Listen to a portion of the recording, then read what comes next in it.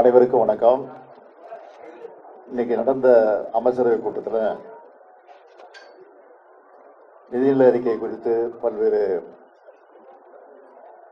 விளக்கங்களை அந்த துறையினுடைய அதிகாரிகள் தெளிவாக எடுத்து சொல்லியிருக்கிறாங்க. அது மட்டும் இல்லாமல்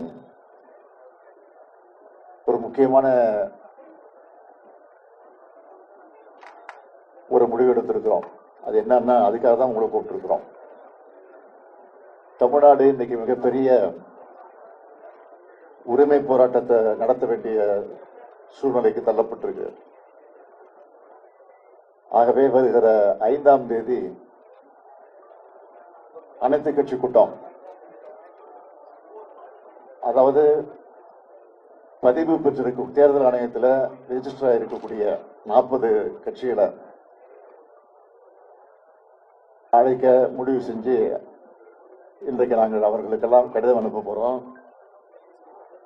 எதுக்குன்னு கேட்டீங்கன்னா, தொகுதி மறுசீரமைப்பு விஷயமா. ஏன்னா தொகுதி மறுசீரமைப்பு பேர்ல தென்னிந்தியாவுடைய தலைக்கு மேல ஒரு கத்திய தொங்கிக்கிட்டு இருக்கு. எதுக்காக சொல்றேன்னா, எல்லா வளர்ச்சி குறியீடுகள்லையும் முதன்மை மாநிலமாக இருக்கக்கூடிய தமிழ்நாடு கடுமையா பாதிக்கப்பட்டிருக்கு. இப்ப தமிழ்நாட்டில் மொத்தம் 39 தொகுதிகள் இருக்கு, நாடாளுமன்ற தொகுதிகள் 39 இருக்கு. இதை குறைக்கிற அபாயம் ஏற்பட்டிருக்கு. ஒன்றிய அரசு 2026ஆம் ஆண்டுல மக்களவை தொகையுடைய எண்ணிக்கையை மறுசீரமைப்பு செய்ய போறாங்க. பொதுவா இதெல்லாம் மக்கள் தொகையை கணக்கிட்டு தான் செய்யப்படுது. மக்கள் தொகை கட்டுப்படுத்தல் என்பது இந்தியா நாட்டுடைய மிக முக்கியமான இலக்கு. அந்த இலக்கை பொறுத்த வரைக்கும் நம்ம தமிழ்நாடு வெற்றி பெற்றிருக்கு, அது எல்லாருக்கும் தெரியும்.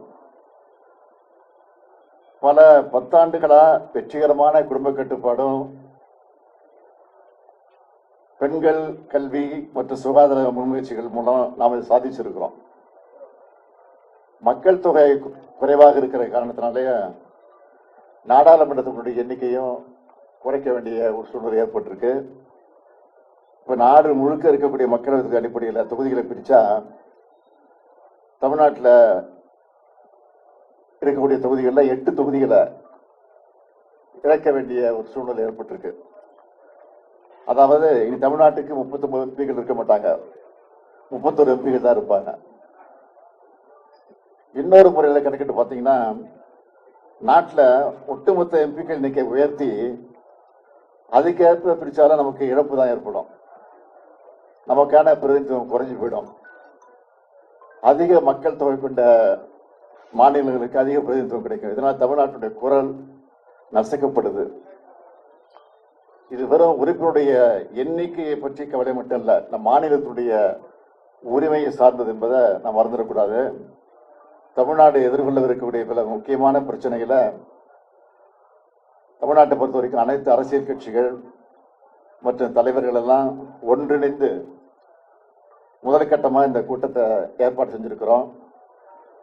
அனைத்து கட்சிகள் எல்லாம் கடந்து, அரசியல் எல்லாம் கடந்து இந்த விவகாரத்தில் ஒன்று சேர்ந்து குரல் கொடுக்க வேண்டும் என்று உங்கள் மூலமாக நான் இப்பவே கேட்டுக்கிறேன்.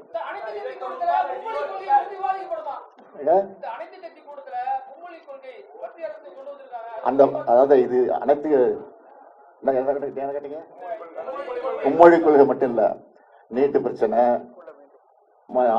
மாநில அரசு தர வேண்டிய நிதி பிரச்சனை, எல்லா பிரச்சனைகளுக்கும் நீங்க கேட்கிற மும்மொழி கொள்கை, இந்த பிரச்சனைகளுக்கெல்லாம் தீர்வு காணணும்னா நம்ம எம்பிக்கள் அதிகமாக இருந்தால் தான் குரல் கொடுக்க முடியும். ஆக அதுதான் முக்கியத்துவம். ஆக அதுதான் அடிப்படையை வச்சுதான் கொடுத்துருக்கோம்.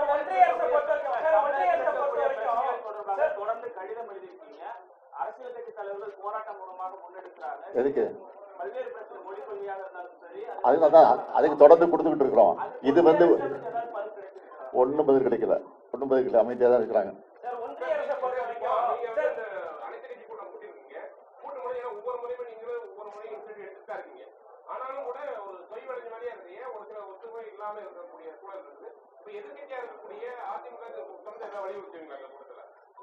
அதிமுக வர போறாங்க,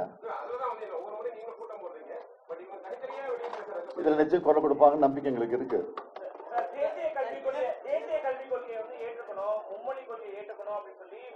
தொடர்ச்சியா வந்துட்டு சொல்லிட்டு இருக்காங்க. மேல வந்து வலியுறுத்தி தமிழ்நாட்டை பொறுத்த வரைக்கும் யாரும் சொல்லணும். ஒரு மொழி போருக்கு மத்திய அரசு விட்டுடுன்னு நீங்க நினைக்கிறீங்களா? 1960 நிச்சயமா விட்டுடுது. அதுக்கு நாங்க தயாரா இருக்கிறோம்.